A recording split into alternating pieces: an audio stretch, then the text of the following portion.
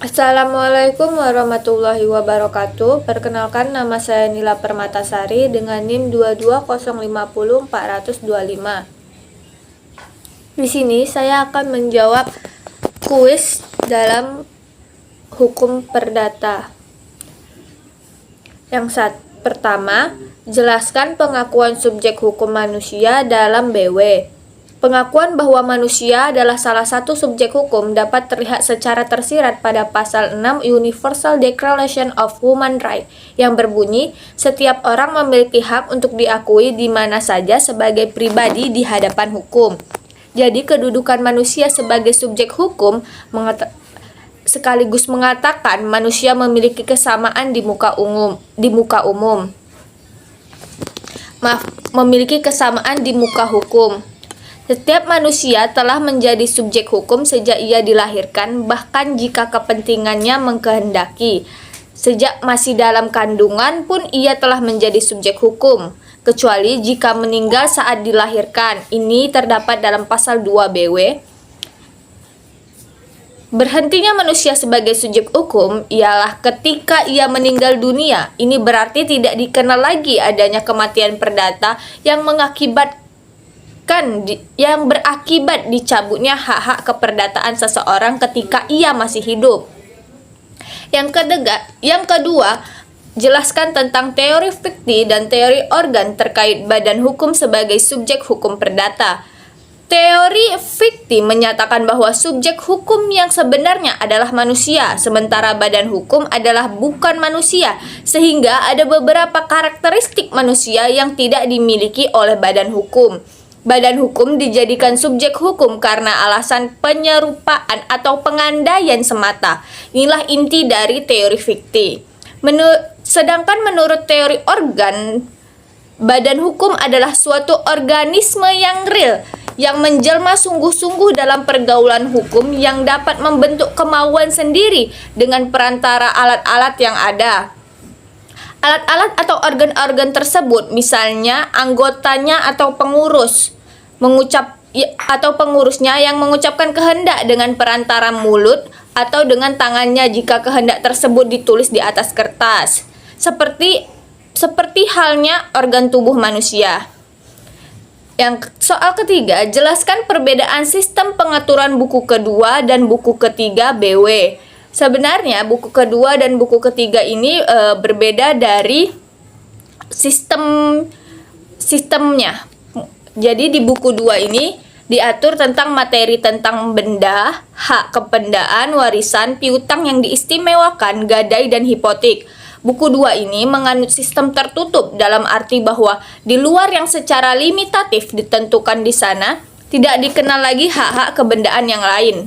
Dalam buku ketiga mengatur tentang hak dan kewajiban yang terbit dari perjanjian, perbuatan melanggar hukum, dan peristiwa-peristiwa yang lain.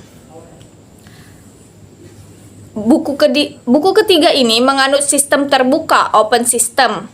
Artinya bahwa para pihak bebas mengadakan kontrak dengan siapapun, menentukan syarat-syaratnya, pelaksanaannya, maupun bentuk kontraknya, baik secara tertulis maupun lisan. Yang keempat, sebutkan dan jelaskan asas-asas hukum perkawinan dalam Undang-Undang Nomor 1 Tahun 1974 tentang perkawinan. Ada 6 asas pokok perkawinan. Yang pertama adalah tujuan perkawinan. Tujuan perkawinan berdasarkan pasal 1 UUP, yakni untuk membentuk keluarga yang bahagia dan kekal berdasarkan ketuhanan yang Maha Esa. Artinya, UUP mengkehendaki perkawinan itu haruslah berlangsung untuk seumur hidup. Yang kedua, sahnya perkawinan. Berdasarkan pasal 2 ayat 1 UUP disebutkan bahwa perkawinan adalah sah apabila dilakukan menurut hukum masing-masing agama dan kepercayaannya. Yang ketiga, asas monogami. UUP menganut asas monogami dalam pasal 3 ayat 1 UUP. Namun, jika hukum agama mengizinkan dan dikehendaki oleh pihak-pihak yang bersangkutan, maka seorang suami dapat beristri lebih dari seorang asalkan memenuhi syarat-syarat pasal 4 dan pasal 5 UUP. Yang keempat, batas minimum usia kawin.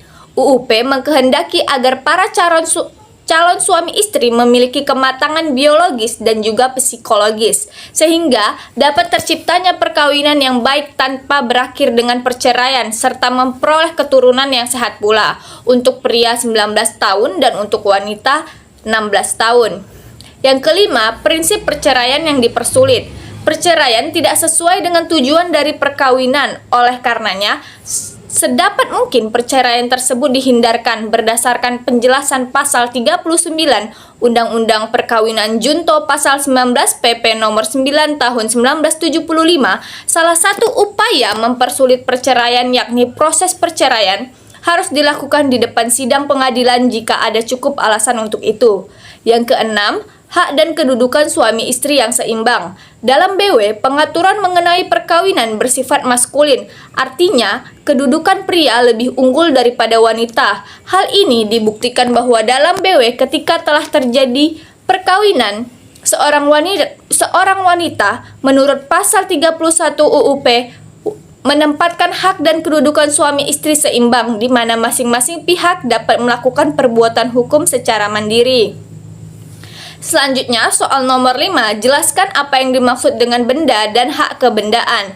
Menurut pasal 499 KUH Perdata, pengertian benda adalah segala sesuatu yang dapat menjadi objek hak milik, sedangkan hak kebendaan ialah hak mutlak atas suatu benda dan merupakan hak perdata. Hak ini memberikan kekuasaan langsung atas suatu benda dan dapat dipertahankan terhadap siapapun juga. Hak kebendaan mempunyai sifat-sifat tertentu dan ciri-ciri unggulan lebih dibandingkan dengan hak perorangan. Selanjutnya, jelaskan sumber perikatan dalam BW. Sumber hukum perikatan di Indonesia berdasarkan dari hukum perjanjian dan undang-undang menurut pasal 1233 KUH Perdata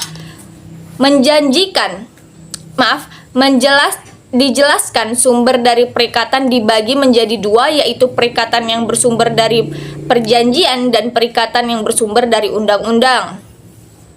Selanjutnya, jelaskan wujud prestasi dalam BW dan sebutkan juga dasar hukumnya. Wujud prestasi adalah yang disebutkan dalam pasal 1234 KUH Perdata, yaitu yang pertama memberikan sesuatu, yang kedua berbuat sesuatu, dan yang ketiga tidak berbuat sesuatu. Selanjutnya, jelaskan pengertian perjanjian dalam BW dan sebutkan juga dasar hukumnya.